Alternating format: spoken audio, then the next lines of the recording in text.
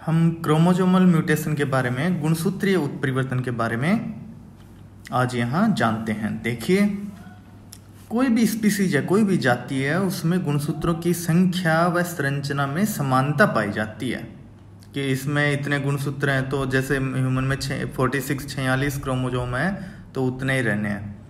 उसकी स्ट्रक्चर भी है उस जाति की, तो वो लगभग ऐसे समान है, ठीक है, जब तक म्यूटेशन ना हुआ हो उनमें। तो अर्धसूत्री विभाजन मियोसिस के दौरान गुणसूत्रों क्रोमोसोम में जोड़े बनते हैं, पेयर बनते हैं, क्रॉसिंग ओवर होता है और सेग्रीगेशन अलग अलग होते हैं वो, ठीक है। इस दौरान ये एक जो सामान्य एक प्रकार की जो क्रियाएं हैं वो सामान्य रूप से होती हैं। प्रत्येक गुणसूत्र में विभिन्न जो गुणसूत्र लोकस होते हैं, जो जहाँ जीन है वो उसी क्रम में व्यवस्थित होते हैं, जीन जो अनेक पीढ़ियों से जो चलती आ रही हैं। परंतु कभी कभी इस क्रिया में त्रुटि या जो एरर आ जाती है, रेप्लिकेशन के दौरान है, कुछ जीन का जो सीक्वेंस हो परिवर्तन हो जाता है उसमें, जिसके फलस्वरूप गुणसूत्रों की संख्या है, संरचना है, जो मूल जो रेप्लिकेशन जो मूल जो प्रति है, मूल कॉपी है जीन की, क्रोमोसोम की, उसमें विभिन्नता उत्पन्न हो जाती है।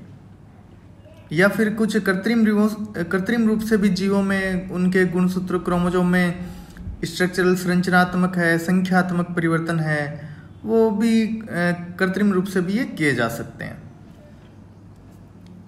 इस प्रकार से जो उत्परिवर्तन होंगे वो उत्परिवर्तन जीनोटाइप में उत्परिवर्तन के बाद उनके लक्षण प्ररूप फिनोटाइप में भी परिवर्तन आ जाते हैं। ऐसा आनुवंशिक पदार्थ के जो उसका जो अनुपात है या कुछ जीनों के जो पारस्परिक संबंध है जीनों का आपस में, उसमें अगर परिवर्तन आ जाएगा तो उसके फिनोटाइप में भी परिवर्तन आ जाएगा। ऐसा जो परिवर्तन आने के कारण ये हो जाता है। गुणसूत्रों में जो परिवर्तन है वो विभिन्नताएं हैं, ये दो प्रकार की होती हैं। संरचनात्मक परिवर्तन, स्ट्रक्चरल चेंज और न्यूमेरिकल चेंज। इसमें क्या है, जैसे क्या तो डिलीशन है, क्या डेफिशिएंसी है किसी की। डिलीशन मतलब कुछ टूट जाएगा, हट जाएगा, अलग हट जाएगा। डिलीशन डिलीट हो गया, ठीक है, डिलीट हो गया। डिलीशन मतलब डिलीट हो गया, कंप्लीट भी हट सकता है इसमें। या डेफिशिएंसी मतलब कुछ कमी हो जाए, कुछ आधा पार्ट, एक पार्ट, पूरा पार्ट, जो भी है, डेफिशिएंसी कमी हो जाए। क्रोमोसोम म्यूटेशन में क्या तो लॉस ऑफ और पार्ट ऑफ क्रोमोसोम, क्या तो क्रोमोसोम का कुछ भाग लॉस हो जाए या पूरा क्रोमोसोम ही लॉस हो जाए, वो ही गायब हो जाए, ठीक है। ये है डिलीशन है और डेफिशिएंसी क्रोमोसोम म्यूटेशन में। ये जो डिलीशन है ना, ये जो डिलीट होना, ठीक है, ये होमोजाइगस और हेटेरोजाइगस कोई सा भी हो सकता है। अगर होमोजाइगस में अगर जो एक पेयर है होमोजाइगस, उसमें अगर डिलीट हुआ है तो होमोजाइगस डिलीशन। अगर हेटेरोजाइगस में अगर कुछ डिलीट हुआ है तो वो हेटेरोजाइगस डिलीशन हो जाएगा, ठीक है। अब अपन आगे देखें, जो डेफिशिएंसी है, ये जो डिलीशन हुआ है, जो डेफिशिएंसी जो हुई है, इसका इफेक्ट क्या होगा। ये उस जो सेगमेंट है क्रोमोसोम का, जो सेगमेंट है जो लॉस्ट हुआ है, गायब हुआ है, उस पर डिपेंड करेगा, ठीक है। जैसे अगर मान लो सेंट्रोमियरिक डीएनए है वो लॉस्ट हो गया, वो गायब हो गया, तो सेंट्रोमियर आप जानते हैं, अगर सेंट्रोमियर महत्वपूर्ण हिस्सा है किसी जो, अगर उस भाग से ही वो वाला जो सेंट्रोमियर भी गायब हो गया और जो क्रोमोसोम नीचे वाले जो भुजा जोड़ी है उससे वो भी गायब हो गया, तो पूरा क्रोमोसोम विल बी लॉस्ट, वो पूरा ही गायब हो जाएगा। मतलब उसका तो भाई वो तो वैसे ही डिलीट हो गया, मान लो डिलीट हुआ है किसी कारण से, और जो दूसरे वाला जो बच गया कुछ, उसको कोई ये पता, वो सेल सोचेगी पता नहीं है क्या कौन सा पार्ट है, और उसको एंजाइम ही उसको डाइजेस्ट कर जाएंगे, तो वैसे ही गायब हो जाएगा, ठीक है। अब जैसे देखें, इसका एग्जाम्पल बताएं आपको, क्राइडुचेट सिंड्रोम है ना, जिसमें बच्चे जब जो रोता है तो बिल्ली की सी आवाज आती है उसमें। इसमें ये लिखा है आपको 5p22, मतलब 5 जो क्रोमोसोम की 5वें नंबर का जो क्रोमोसोम है, क्रोमोसोम की भुजाएं होती हैं 2, मैं आशा करता हूँ आप जानते होंगे, PQ, ठीक है। P छोटी भुजा होती है, Q शायद बड़ी भुजा होती है, ठीक है। तो 5 जो P5P22 है, ये 5वें नंबर के जो क्रोमोजोम पर है उसकी छोटी भुजा के 22वें सेगमेंट है जो वो डिलीट हो जाता है, ठीक है। क्रोमोजोम पे सेगमेंट होते हैं तो वो डिलीट हो जाता है, तो ये क्रायोडुचेट सिंड्रोम है, उसका एक कारण है, ठीक है। तो इस प्रकार से आप ये क्रोमोजोम डिलीशन है जो डिफिशियंसी है, इसके बारे में आप इन्हें यहाँ पर जाना। अब आगे देखते हैं गुणसूत्रों में संरचनात्मक परिवर्तन, स्ट्रक्चरल चेंजेज इन क्रोमोजोम।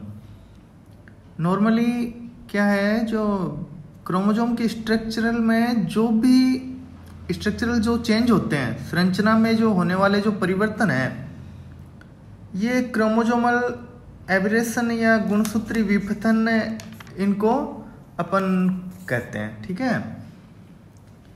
जो क्रोमोजोम की जो मूल स्ट्रक्चर है ना, उसमें अगर कोई भी परिवर्तन होता है तो वो किसी भी जीव में भी वो परिवर्तन निश्चित होता है, ठीक है। अगर कोई जैसे साइलेंट म्यूटेशन है, इस प्रकार के जो कुछ अलग है वो अलग बात है, लेकिन अगर कोई चेंजेज हुआ है कुछ गुणसूत्र में तो वो फिनोटिपिकली उस जीव में, किसी भी जीव में वो दिखाई देगा। इसके कारण जैसे अबॉर्शन है, गर्भपात है, या जो फर्टिलिटी कैपेसिटी है उसमें कमी होना, सर्वाइवलशिप है, जो जनन क्षमता है, जीवन क्षमता है, उनमें भी कुछ कमी होना, अन्य कुछ और भी परिवर्तन हो सकते हैं। कुछ आर्टिफिशियल फैक्टर है, म्यूटेशन है, जैसे विकिरण, कुछ रेडिएशंस हैं, केमिकल्स हैं, और कुछ डाइज वगैरह हैं, इनके प्रभाव से भी क्रोमोजोमल एबरेशन, गुणसूत्रीय जो असामान्यताएं हैं, विपथन है, ये क्रियाएं हो सकती हैं। अब क्रोमोजोम की जो स्ट्रक्चरल जो चेंजेज है, ये कुछ अलग अलग इनके प्रकार हैं, जैसे ट्रांसलोकेशन है, इन्वर्जन है, प्रतिलोमन या व्युत्क्रमण है, डिलीशन है, डुप्लीकेशन है, ये अलग अलग प्रकार के हो सकते हैं। यहाँ हम देखें जैसे ट्रांसलोकेशन के बारे में, स्थानांतरण भी कहा गया है इसको। तो ट्रांसलोकेशन क्या है,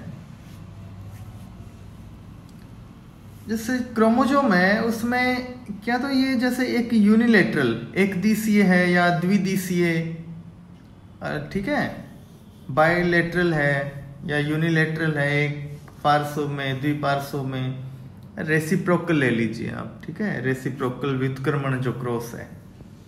जैसे इस जो ट्रांसलोकेशन से हमारा जो अर्थ ये है, एक गुणसूत्र है क्रोमोजोम, उसका एक खंड, उसका एक फ्रेगमेंट, एक भाग अन्य गुणसूत्र पर स्थानांतरित होने से है, ठीक है ना। ट्रांसलोकेशन में क्या है, किसी भी जो क्रोमोजोम का एक खंड है, फ्रेगमेंट है, सेगमेंट है, वो टूट कर या कैसे भी वो अन्य गुणसूत्र, दूसरे जो क्रोमोजोम है उस पर वो ट्रांसफर या ट्रांसलोकेशन स्थानांतरित हो जाता है, इसे ही हम ये ट्रांसलोकेशन कहते हैं।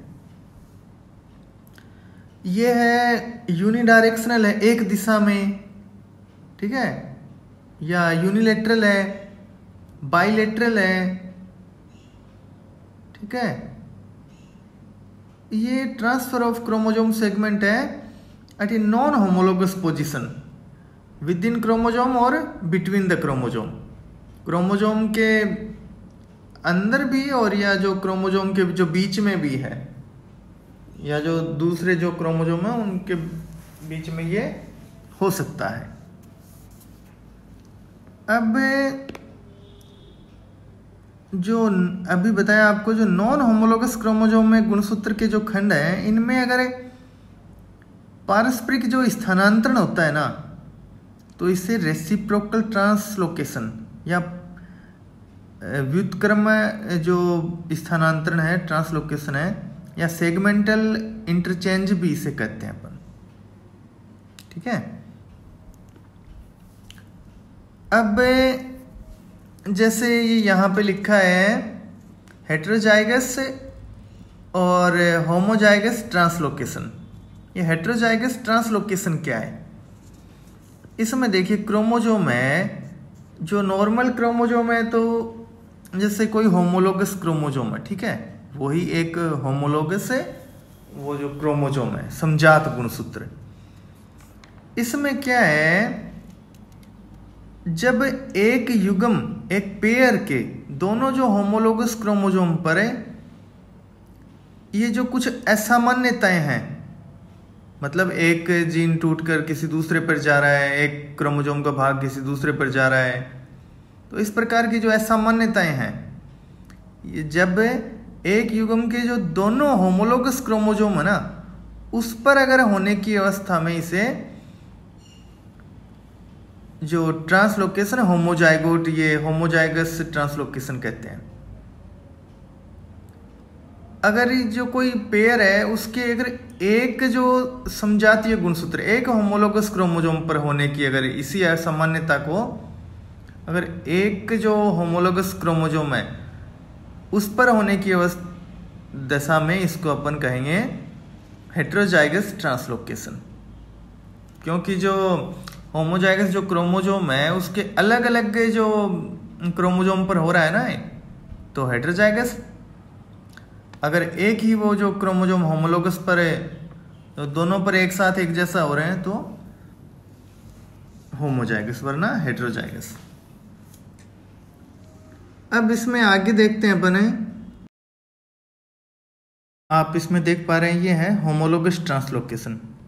देखिए जो होमोलोगस है, जैसे ये एक जो इधर क्रोमोजोम है जो पेयर में है, इनमें दोनों में जो एरो का निशान दे रखा है, ये RS वाला ये इधर पे आ जाएगा और जो CD वाला है वो अगर उधर चला जाए, ठीक है। तो ये जो दोनों क्रोमोजोम पे एक साथ हो रहा है ये होमोलोगस ट्रांसलोकेशन। ये आप देख रहे हैं इसमें N1 T1 है और T2 N2 है, ठीक है। अपन ये पढ़ रहे हैं इसमें हेटेरोजीनस रेसिप्रोकल ट्रांसलोकेशन, ठीक है। तो इसमें आगे देखिए ये N1 में जो N1 जो क्रोमोजोम वाला पार्ट है इसमें A+, B+, C+, D+, E+, F+ ये है, और T1 वाले में ABCDEF, T2 वाले में PQRS दे रखा है, और जो N2 वाले में जो P+, Q+ इस प्रकार से दे रखा है। यानी एक तरफ साइड ये N1 T1 है और दूसरा N2 ये T2 है। अब इनमें जो हेटेरोजीनस रेसिप्रोकल ट्रांसलोकेशन के दौरान आप इसमें देखिए ये नीचे जो सेट बन रहे हैं N1 T1 है और T2 N2 का, इनको आप ध्यान से देखिएगा, ठीक है। तो आप समझ पाएंगे जो पूरी प्रोसेस है इसमें हेटेरोजीनस रेसिप्रोकल ट्रांसलोकेशन कैसे हो रहा है, ठीक है। ये आप डायग्राम में आप अच्छी तरीके से ये आप समझ पाएंगे, ठीक है। अब ये इंटरफेज के दौरान की स्थिति है, जैसे जो क्रोमोजोम है वो आपस में ऐसे ही कहीं जैसे इंटरफेज में वो पड़े हैं, ठीक है, इंटरफेज अंतरावस्था में है। अब इंटरफेज के बाद में जो मियोसिस आना है, इसमें मियोसिस अर्धसूत्री विभाजन के समय, ठीक है भाई। होमोलोगस जो ट्रांसलोकेशन था उसमें तो कोई प्रॉब्लम ही नहीं थी ज़्यादा, ठीक है। होमोलोगस में तो क्योंकि वो वही जो पार्ट है उधर जाना है और वही पार्ट तो जो भी क्रॉसिंग ओवर होना है जिस टाइम या जो भी पेयर बनेंगे तो कोई ज़्यादा इसमें समस्या वाली बात नहीं है। लेकिन जो हेटेरोजीनस है इसमें प्रॉब्लम है। तो अब आप इसमें आगे देखेंगे तो जो अब ये चेंज हो रहे हैं, देखिए भाई एक जो पार्ट है वो टूट के दूसरे पार्ट पे जा रहा है, यानी ट्रांसलोकेशन का यही तो मतलब है कि भाई एक जो गुणसूत्र का पार्ट है वो दूसरे पे जाए, ठीक है। तो अब ये इस प्रकार से ये चेंज हो रहे हैं। जैसे N1 है, N1 वाले में देखिए क्या कुछ चेंज है क्या? N1 वाले में A B C D वो E F, ठीक है। N1 वाला सेम है, T1 वाले में ABC और STU ये वाला इसका चेंज हुआ है, ठीक है ना। ABCDEF था ना, उसकी जगह है STU। इस प्रकार से ये चेंज होने इनमें, ठीक है। तो ये जो अब इस जो जाइगस से जो रेसिप्रोकल ट्रांसलोकेशन है, इसमें आगे क्या होना है, आगे अब इंटरफेज बाद प्रोफेज, जो प्रोफेज है, मेटाफेज, एनाफेज, एनाफेज तक ये जैसे जो भी ट्रांसलोकेशन होना है वो हो गया इनमें। अब एनाफेज के दौरान ये अलग अलग जाते हैं भाई। एनाफेज के बाद में ये अलग अलग पोल्स की तरफ जाएंगे ना एनाफेज अवस्था में, तो पोल्स एनाफेज कंप्लीट होगा। फिर कौन सा कंप्लीट, एनाफेज के बाद में टीलोफेज, इस प्रकार से कंप्लीट होएगा।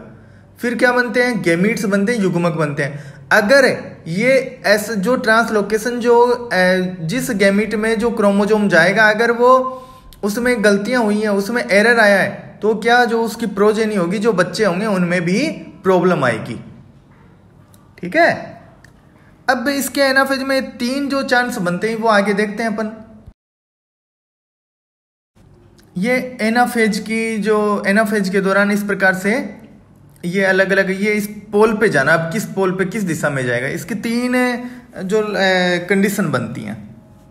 जो सेग्रीगेशन होगा ना, पृथक्करण होना है, ये अल्टरनेट जो पृथक्करण होना है, ये अलग अलग इसकी पॉसिबिलिटीज हैं, डिफरेंट पॉसिबिलिटीज हैं, ठीक है। ये एक वो जो टेट्राड है, ये जो बाइवेलेंट जो भी क्रोमोजोम है, ठीक है, गुणसूत्र के भाग है। इसमें क्या तो जो सेग्रीगेशन जो अलग होंगे ना, जो क्रोमोजोम अलग होंगे, क्या तो वो सेम पोल पर ही चले जाएंगे, ठीक है, एक ही पोल पे चले गए मान लो ये सारे के सारे। तो क्या पॉसिबिलिटी बनती है, संभावना ये बनती है कि 50% तो ये मतलब ये पॉसिबिलिटी कि वो अगर एक तरफ ही चले गए तो वो एक सेल में ही चले गए सारे के सारे, ठीक है। और बाकी जो दूसरी सेल में 0 बचा, या फिर इनके आधे ऊपर जाएंगे और आधे नीचे, मतलब दूसरी सेल में चले जाएंगे, तो ये पॉसिबिलिटी बनती है। इस प्रकार से ट्रांसलोकेशन होता है, मतलब अलग अलग कुछ में कम जा सकते हैं, कुछ में ज़्यादा। अगर ऐसा जो ये क्रोमोजोम का भाग ये ऐसा हुआ जिसमें क्या, अगर मान लो जो आवश्यक रूप से जो जिसका जीन जो आवश्यक रूप से चाहिए वो नहीं जा पाया, तो ये जो गैमीट है, जो सेल्स है, जो भी है गैमीट बनने, वो नॉन वायबल, मतलब जो जी नहीं पाएंगे, ठीक है। आगे जैसे जायगोट वगैरह जो बनेंगे ना, वो जायगोट बनने के दौरान है या फिर बाद में है, ये नष्ट हो जाते हैं, वो भ्रूण नहीं बन पाते हैं, ठीक है। इस प्रकार से ये प्रॉब्लम होती है इनमें। और थैंक्स। रेसिप्रोकल ट्रांसलोकेशन का अगर अपन एक एग्जांपल देखें तो इसमें देखिए आप, जो ड्रोसोफिला का कैरियोटाइप है, इसमें रेसिप्रोकल ट्रांसलोकेशन हो रहा है। ये देखिए कैसे, आप जानते हैं ड्रोसोफिला में क्रोमोजोम नंबर कितने होते हैं, ये आप पता करिएगा। अब इसमें ये देखिए, जो आपको 2, 3, 4 जो X और X2, 3, 4 ये जो दिखाई दे रहा है आपको, ठीक है। इसमें जो X क्रोमोजोम है, जो X क्रोमोजोम दिखाई दे रहा है आपको, इसमें जो 2 नंबर का जो क्रोमोजोम है, 2 नंबर का X क्रोमोजोम है, इसके ऊपर है ये जो 2 नंबर के क्रोमोजोम की जो भुजा है, ये टूट कर इस पे आ रही है, ठीक है। तो ये आप ध्यान से देखिए, आप इसमें आपको जो एरो के निशान से दिखाया गया है, जो 2 नंबर का जो होमोलोगस जो क्रोमोजोम दिखाई दे रहे हैं, ये टूट के और इस भाग पे ये अटैच हो रहा है। एक तो वो 3 नंबर पे भी आपको दिखाई दे रहा होगा, 3 नंबर जो क्रोमोजोम की भुजा है, ठीक है। इस प्रकार से ये इसमें ऐड हो रहे हैं। ये भी एक जो ये वैज्ञानिकों ने जो ब्रिजेज, ड्रोसोफिला में जो ब्रिजेज नाम के जो वैज्ञानिक थे, इन्होंने प्रथम बार ये जो ट्रांसलोकेशन का ये भी इन्होंने भी पता लगाया कि ड्रोसोफिला में भी इस प्रकार से ट्रांसलोकेशन पाया गया है। और एक दूसरा जो इसका एग्जाम्पल देखें, मनुष्य में जो आपने अभी पढ़ा है पीछे वाले जो वीडियो में, जो डाउन सिंड्रोम के बारे में पढ़ा था आपने एक, ठीक है। तो एक ये डाउन सिंड्रोम और एक जो फैमिलियल डाउन सिंड्रोम, तो इनके बारे में कुछ डिफरेंस है जो अपन रॉबर्टसोनियन ने जो ट्रांसलोकेशन है उस टाइम में आपको बताएंगे उसमें। अब देखिए इस ट्रांसलोकेशन में और क्या है, इस समय ट्रांसलोकेशन के दौरान यह भी हो सकता है कि जो गुणसूत्र पर जो सेंट्रोमियर है ना, जो बीच से गुणसूत्र जहाँ से जुड़ा होता है, सेंट्रोमियर, ये दोनों पास में भी आ सकते हैं, और ऐसा भी हो जाए गुणसूत्र पर एक भी सेंट्रोमियर ना रहे, वो नष्ट ही हो जाए, ठीक है। तो इस प्रकार से जो अर्धसूत्री विभाजन के दौरान है जो होमोजाइगस ट्रांसलोकेशन की स्थिति में, तो ये सामान्य क्रिया होती है। लेकिन जो हेटेरोजाइगस ट्रांसलोकेशन की स्थिति में ना, ये जो अर्धसूत्री विभाजन है, जो मियोसिस है, ये इर्रेगुलर हो जाता है। उसमें तो भाई जैसे होमोलोगस है तो वही जीन या जो क्रोमोसोम का भाग टूट के किसी दूसरे पे आया है और उसका किसी दूसरे पे लगा है मान लिया, ठीक है, तो ज़्यादा कुछ ऐसे प्रॉब्लम नहीं हुई, ठीक है। लेकिन अगर हेटेरोजाइगस से जो ट्रांसलोकेशन होगा उसमें प्रॉब्लम हो सकती है। जैसे प्रोफेज की जो पेकिटिन जो फेज स्टेज है, पेकाइटिन जो स्टेज है ना, जैसे आप पढ़ते हैं जो डिप्लोटिन, जाइगोटिन, पेकाइटिन, तो वो वाली पेकाइटिन स्टेज में एक जो क्रॉस से एक्स समान की संरचना बनती है इसमें, तो इस प्रकार से इनमें कुछ चेंज होते हैं जो प्रॉब्लम क्रिएट कर सकते हैं। इस प्रकार जो हेटेरोजाइगस ट्रांसलोकेशन के कारण जो जीन के जो लिंकेज ग्रुप है, सहलग्न जो समूह है, वो भी परिवर्तन हो जाते हैं इसमें, ठीक है। तो इस प्रकार जो जीनों का एक जो कंप्लीट जो सेट है वो मतलब उसमें परिवर्तन हो जाएगा, जो कंप्लीट जो सेट है क्रोमोसोम है। इसके कारण जो असामान्य जो लक्षण है, जैसे स्टेरिलिटी, बंध्यता है, गर्भपात, अबॉर्शन है, इस प्रकार के जो लक्षण दिखाई देते हैं।